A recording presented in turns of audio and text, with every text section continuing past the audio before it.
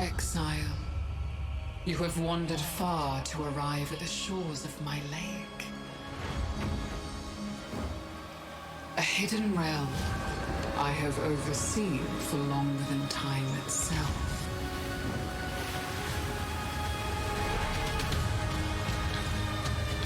These waters harbor deadly secrets.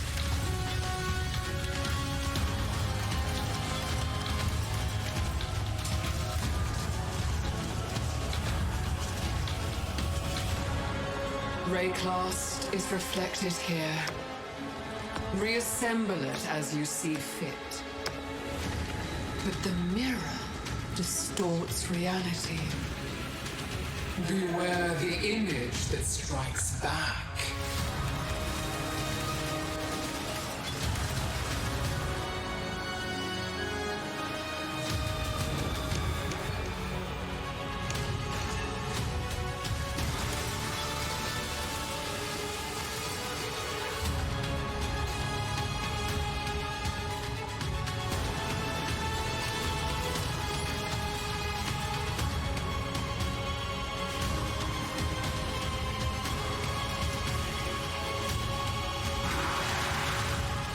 The lake calls you, Exile. Will you endure, or will you drown?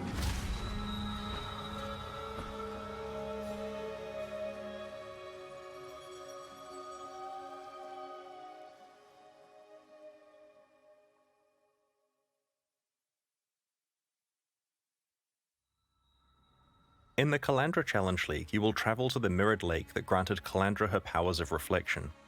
We want you to experience the story for yourself, so I'll avoid spoiling the details here. When you get to explore the League next week, you'll find out more about Calandra and her motivations.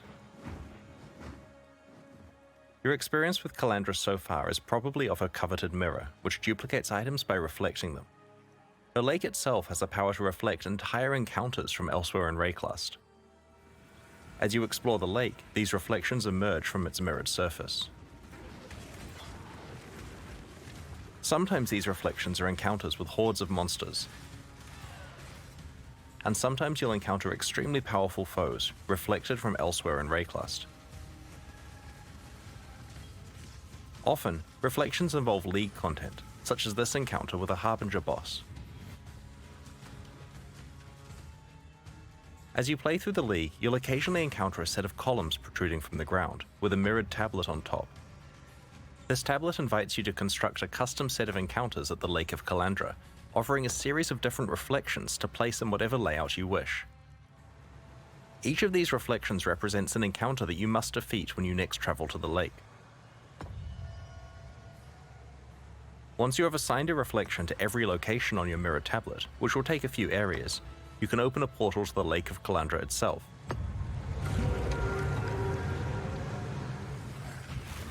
There you will get to experience these reflections of Rayclast as Calandra manifests each encounter you have chosen.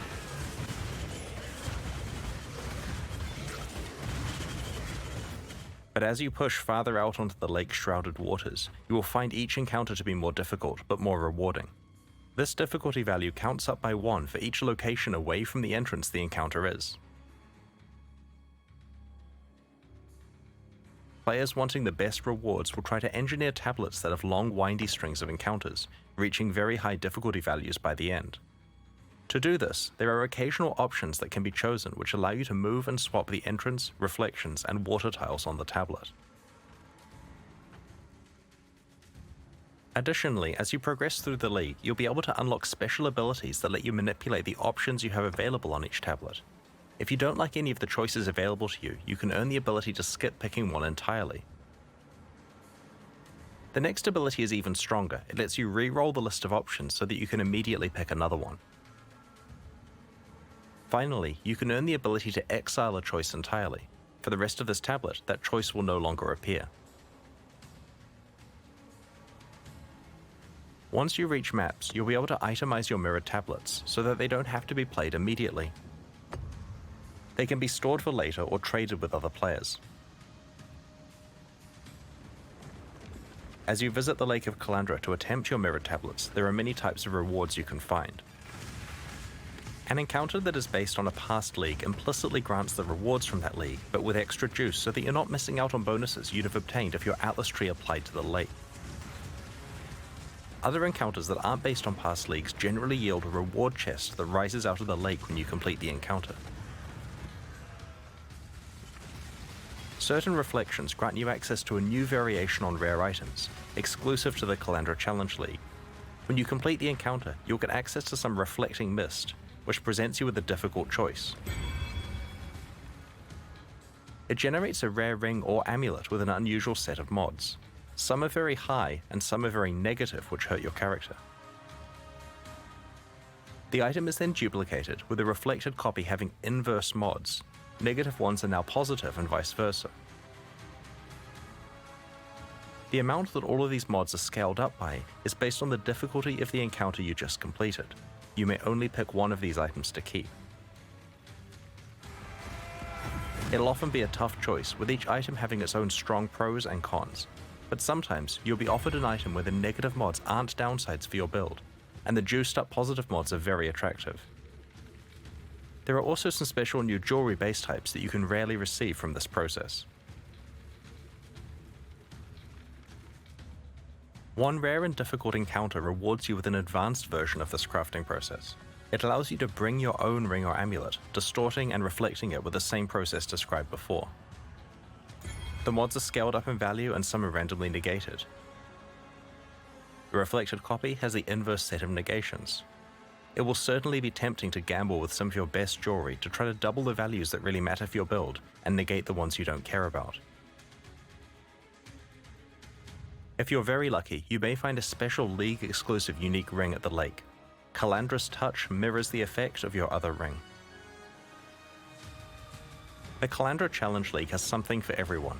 It's an out-of-area combat league where you build your own sequences of encounters. It lets you fully dictate your desired level of risk and reward and fully customize what content you play. It features a powerful crafting system, valuable rewards, and offers a glimpse into the lore of one of Path of Exile's most iconic characters. We can't wait to play it with you next week. In every expansion leading up to Path of Exile 2's release, we'll be improving Path of Exile's endgame with new content to explore and new ways to customize your endgame experience. In the Lake of Calandra expansion, we're introducing Atlas Memories. They aren't a League feature, they're part of the core game, affecting standard and persisting once the Calandra League has ended. In maps, you'll very rarely find a memory item, which represents a set of memories that an NPC has about their past. Something special happened to them while exploring maps, and you're able to experience those events for yourself. Let's have a look at a couple of examples. In this Atlas memory, Kirik tells you about the time that he stumbled across a staging ground for a Harbinger invasion of Rayclust. Each successive map you play in the sequence has more and more Harbinger portals and invaders that you must deal with. This is a memory of Nico's, where he entered a sequence of maps that were entirely consumed by permanent breaches, like a Breachlord's domain. He survived to talk about it, but will you? Right-click a memory and apply it to a completed map on your Atlas. It'll mark out a series of adjacent maps that the Atlas memory will span. When you next talk to the relevant NPC in your hideout, they'll tell you about their recollections and will allow you to start exploring the memory. Each map in the sequence is provided for free by the NPC, and you'll be able to roll it like usual before running it. Because these maps are memories of the NPC, they are not affected by your Atlas tree. However, the content is generally as difficult and rewarding as a fully specialized Atlas tree would cause it to be.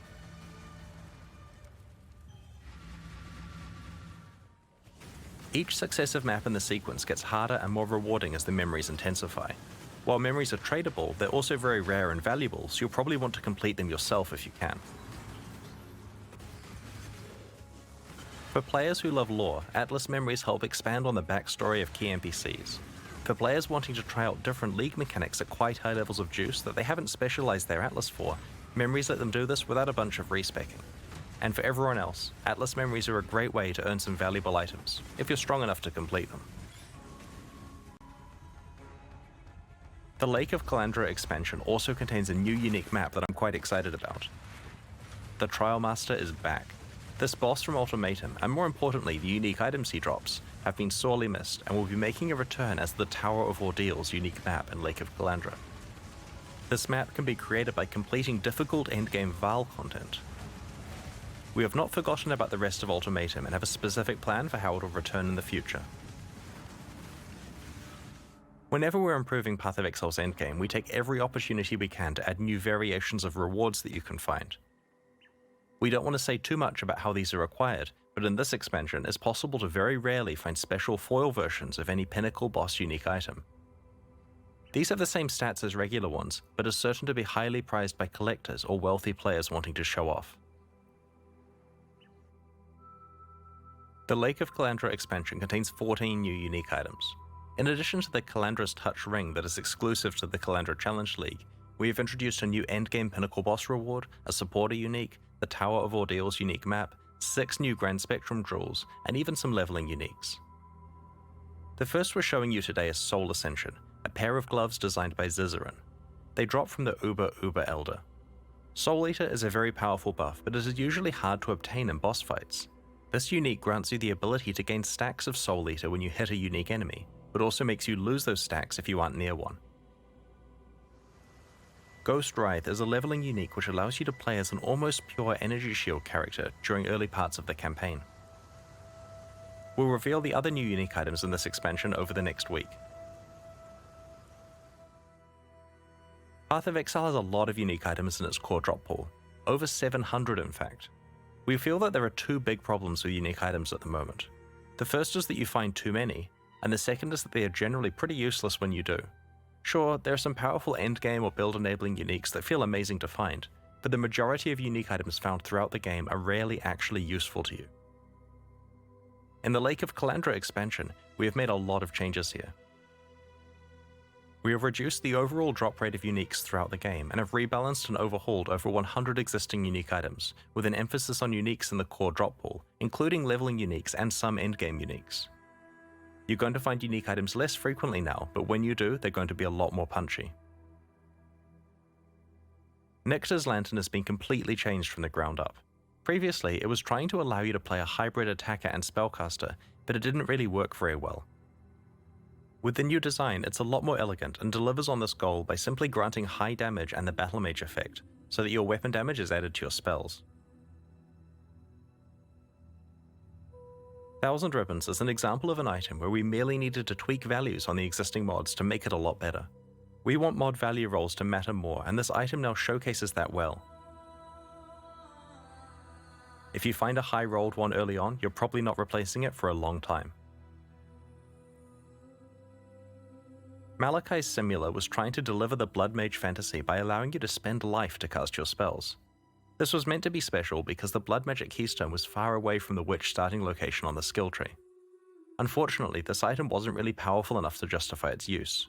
It has now been overhauled, and alongside Blood Magic, it grants a powerful multiplicative damage boost.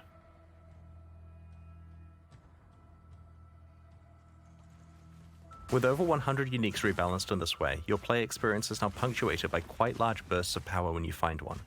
We'll continue to examine the power level and rarity of more unique items in subsequent expansions. The Lake of Calandra expansion includes 3 new skill gems and 1 new support gem. Alchemist's Mark is a new mark skill. Igniting or poisoning the marked target creates burning or caustic ground underneath them, based on the damage of the strongest ignite or poison on the enemy. The damage of the ground effects also scales with Curse and Mark effect, providing a non-standard way to scale your build's damage. Hitting the marked target also refills some of your flask charges.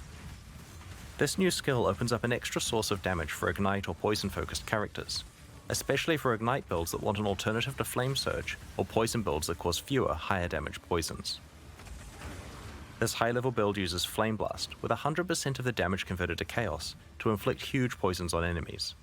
When Alchemist's Mark is cast on an enemy first, that enemy drops Caustic Ground when it's poisoned, scaled by those big Flame Blast poison hits, melting everything into a puddle. Galvanic Field is a new shock-themed spell. When used, you gain a buff, granting a small bonus chance to shock. When you next shock an enemy, the buff is consumed and the enemy becomes energized, repeatedly zapping themselves and nearby targets, a lot like Ball Lightning. If the energized enemy dies, then the energy sits at their location and continues to zap things. Galvanic Field's area of effect and zap damage scale with the strength of the shock on the target. While Galvanic Field is great for any build that shocks, you can even fully build around it, and use a skill with increased shock effectiveness like Arc to shock enemies and kill them with a ball of death.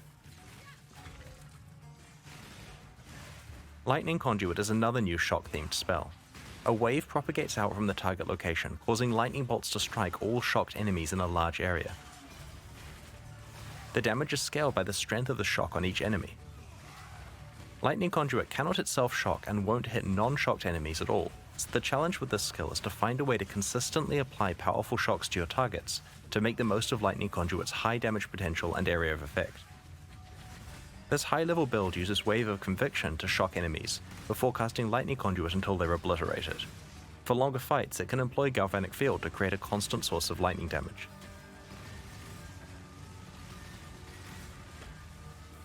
Last but not least, Overcharge Support is a new support gem that causes supported skills to deal less damage, but makes them inflict much stronger shocks and grants them a higher chance to shock. Overcharge lets many different lightning skills create powerful shocks. Use this to take advantage of Shock's large damage multiplier or to activate Lightning Conduit and Galvanic Field. As Path of Exile expands, we often revisit previous leagues, reworking them so they stay relevant and engaging. In Lake of Calandra, we are targeting 3 such leagues: Archnemesis, Beyond, and Harvest. The larger context here is that we've been re-examining what role rare and magic monsters have in Path of Exile. The introduction of Archnemesis modifiers as the monster mod pool prompted quite a lot of discussion about how often you should encounter rare and magic monsters, how difficult they should be to kill, and how rewarding their death should be. Previously, League content made fights hard by spawning a lot of rare monsters. A whole lot. In some cases 6 to 8 times the normal rate of rare monsters. Now that we have better mods available to make fights against rare monsters individually challenging, we have gone through the whole game and normalized the rate that rare monsters are spawned at. Some leagues had quite large reductions in spawn rate. You won't encounter situations with dozens of rare monsters on screen at once anymore. Alongside this reduction of how many rare monsters you'll face, we have improved their rewards and made sure that they scale with both difficulty of the encounter and any item rarity or quantity bonuses that you have. During the campaign, you'll only encounter 1 and 2 mod rare monsters. The 2 mod encounters are a bit harder and have better drops. In maps, you'll stop encountering 1 mod rare monsters entirely, and will mostly encounter 2 and 3 mod rare monsters. It'll also be possible to encounter 4 mod rare monsters again. Not only are the innate item drop bonuses scaled up significantly on monsters with many mods, but we have made these challenging encounters rewarding in another way too. About a third of the more powerful Archnemesis modifiers now use a special reward conversion system. For example, if you defeat a monster with a Corruptor mod, all of its drops become corrupted. The Solaris Touched mod converts all of its item drops to maps.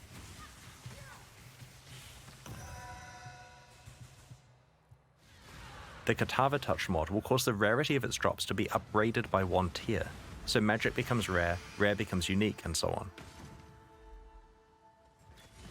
If you're lucky, you can find these conversion modifiers on both the 3rd and 4th mod of a rare monster. This causes them to stack together. So if you kill a 4 mod rare monster with both the Entangler and Katava Touched mods on it, its heavily juiced drops will also be converted to jewels with their rarity upgraded by a tier. Due to the high amount of inherent item rarity that 4 mod rare monsters have, this may result in several unique jewels dropping. This conversion system is fully compatible with your item rarity and quantity bonuses, as well as the drop bonuses from all other Archnemesis mods. Going forward, we want to make sure that a lot more item reward mechanics scale with your character item bonuses. Get your Magic Find characters ready.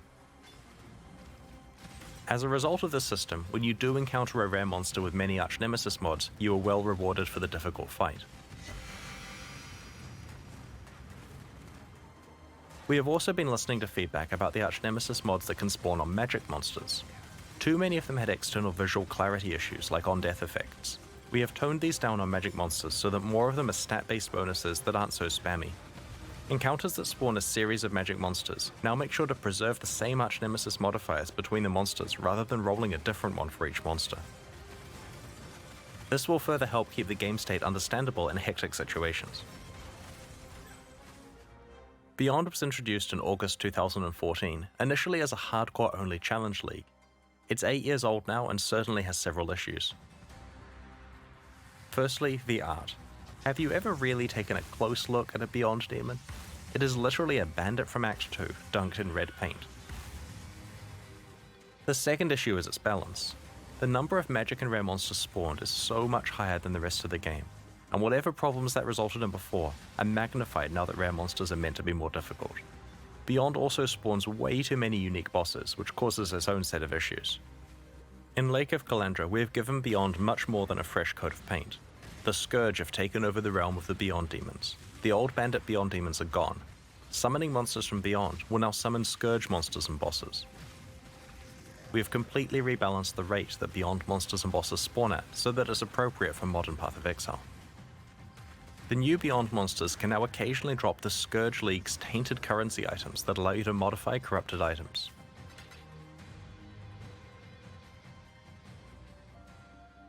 We've also completely revamped how harvest crafting works. Rather than being presented with a selection of crafting options that must be used immediately, you now receive itemized tradable life force of the appropriate color.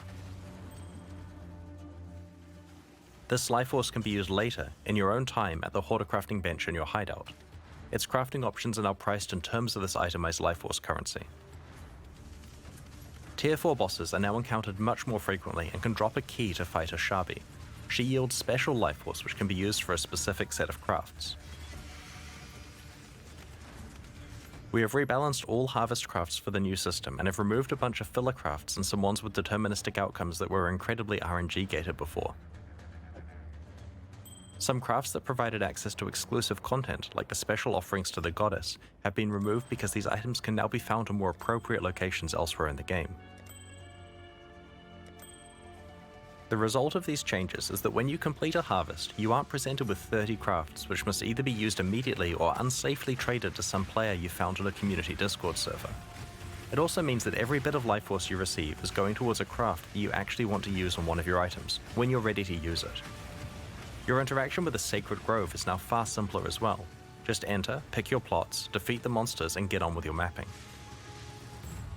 Like with Arch-Nemesis and Beyond, we have also addressed the monster composition of Harvest's fights, so that it doesn't contain too many rare monster mods and so that it is of appropriate difficulty for its rewards. In addition, the rewards for Harvest now scale with map quantity and pack size, incentivizing you to juice your maps. Previously, the crafts you received were not scaled up at all if you played a harder map. Last week, we posted this expansion's character balance manifesto, which detailed the many changes we're making in Lake of Calandra. There are plenty more changes, which we will include in the full patch notes that will be posted after this livestream. But on this stream, I'd like to talk about a few specific areas: minion itemization, Exalted and Divine Orbs, and the Trickster Ascendancy class. Historically, minion builds have not been particularly reliant on the stats of their items. Most of the power of their minions came from their skill and support gems. This led to a few problems. Firstly, it gave them a bit of a free ride compared to most other character builds.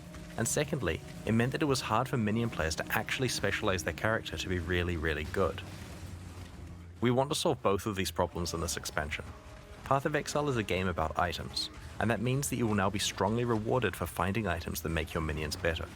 It also means that, like with other builds, if you find good items, you'll be far more damaging and survivable than before.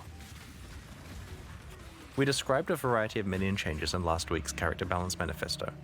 Today I want to show you the new base item types we have added to help your minion itemization. We've added a new ring base type, the Bone Ring. This ring has implicit minion elemental resistances and can roll minion related modifiers. We've added level 20 and 50 versions of the Convoking Wand, called the Calling Wand and Covening Wand respectively. Like the Convoking Wand, these new base types can roll minion-related modifiers. Some new minion-related mods have been added to the pool available to these wands, and some existing mods have been adjusted or made more common. We have repurposed the bone-themed spirit shields so that they have minion damage implicit mods rather than spell damage, and can also roll minion-related mods. Alongside the stable of existing unique items, there's now quite a lot more base type support for minion characters, and good mods on those base types can stack up to some pretty large bonuses for your minions. I also wanted to discuss two of the rarest currency items in Path of Exile, Divine Orbs and Exalted Orbs. These actually have the same drop rate, but Exalted Orbs are worth so much more in trade because there's no easy vendor recipe for them, and because they're consumed when you craft certain meta mods onto items. Out of these two currency items, we would actually prefer the Divine Orb effect to be rarer, so that unique items with good rolls matter more, and so that players can exalt craft their items more frequently. We are making two changes that will impact this. Firstly, we are changing the cost of crafting meta mods so that they cost Divine Orbs rather than Exalted Orbs. Secondly, we are changing the 6-link vendor recipe to grant 20 Orbs of fusing rather than a Divine Orb. This change will result in Exalted Orbs being far more available for crafting, and Divine Orbs less available for re-rolling mods on items. It'll certainly be interesting to see what the de facto trade currency becomes next league.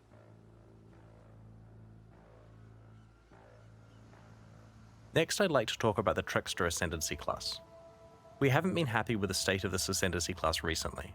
While it used to be quite powerful, we moved its defining feature, Ghost Dance, onto the main passive skill tree. Since then, it has had a confused identity and hasn't met the power level of the other Ascendancy classes. In this expansion, we have reworked the Trickster with a focus on establishing thematically appropriate defenses and ways to manipulate speed. One step ahead allows the Trickster to manipulate time in an interesting way. Enemies are slower than normal and cannot have their action speed raised above this value, such as through an acceleration shrine. Conversely, the Trickster is faster by default and cannot have action speed lowered below this value, effectively making them immune to effects that lower action speed such as freeze, chill, or temporal chains. Spellbreaker ties together spell suppression and energy shield in a powerful way. Spellbreaker grants some spell suppression chance, which is an effect that reduces damage taken from spells. The skill also starts your energy shield recharge half the time you suppress spells. Since Trickster characters tend to have a high evasion rating, you will be evading some hits and recharging on others, meaning that your energy shield recharge stays active most of the time. Spellbreaker also further improves defenses by reducing the damage you take from suppressed spells while on full energy shield. For those that want a different way to recover energy shield, the powerful Soul Drinker notable passive is no longer exclusive to Forbidden Jewels from the Uber-Searing Exarch and Eater of Worlds. Any Trickster can now allocate this skill. Polymath provides more bonus damage, life, mana, and energy shield on kill for each different type of mastery you have allocated. It reinforces the idea of a Trickster being a jack of all trades, and will lead to interesting decisions when planning your passive tree, trying to fit in as many different types of masteries as possible. Overall, the new Trickster is intended to be the Shadow's answer to the Champion, but faster. He should be an exciting option for players who want to get a lot of evasion, energy shield, and recovery out of their Ascendancy class while still being able to melt enemies. Alongside today's livestream, we're launching two new series of supporter packs, the Knight and Rogue packs. Each tier contains the pack's full face value and points, plus several exclusive microtransactions. These packs are only available during the Calandra League and will leave the store forever in 3 months. Every microtransaction you're about to see is entirely cosmetic and does not affect your character's progression or power. The Knight Pack series contains 6 exclusive microtransactions, including the full Knightmaster armor set. The Aetheric Mana Flask releases a burst of mana upon activation, then draws in energy from the environment as your mana refills. The Hoarder's Stash is a stash skin that can be used in your hideout. As you place items in the stash, they hover above it until you're finished, before being sucked into storage. This is the Knightmaster armor set. While wearing its helmet, your actions are periodically duplicated by an ethereal copy of yourself.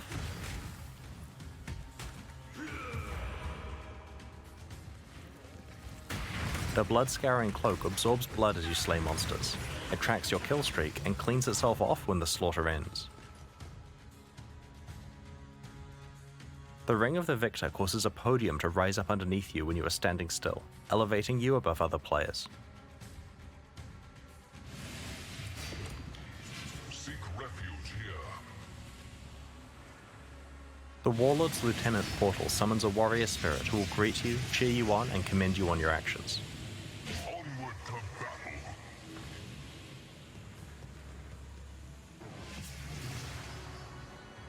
The Rogue Pack series has 6 exclusive microtransactions, including the Rogue Stalker armor set.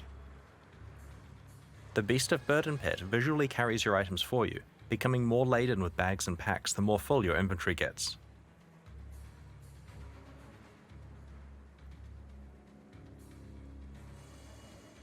The Collector Serpent Shield covets the treasure you find. Whenever you pick up an item, the serpent darts out to grab it.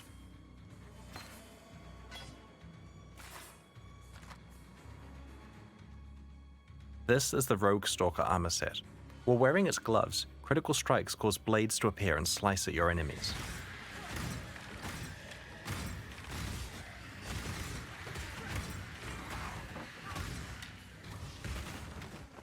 The Corpse Bloom footprints cause exotic plant growth in your wake.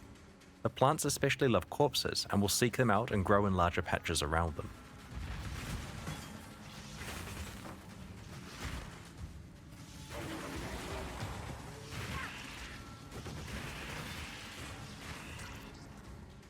On the other hand, the Undertaker's amulet inters corpses for you, burying them and marking their location with gravestones.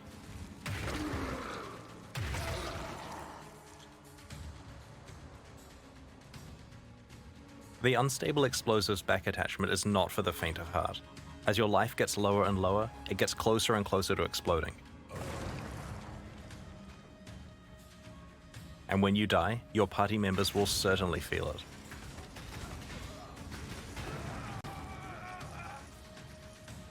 As I mentioned before, these packs are exclusive to the Calandra League and will leave the store in 3 months.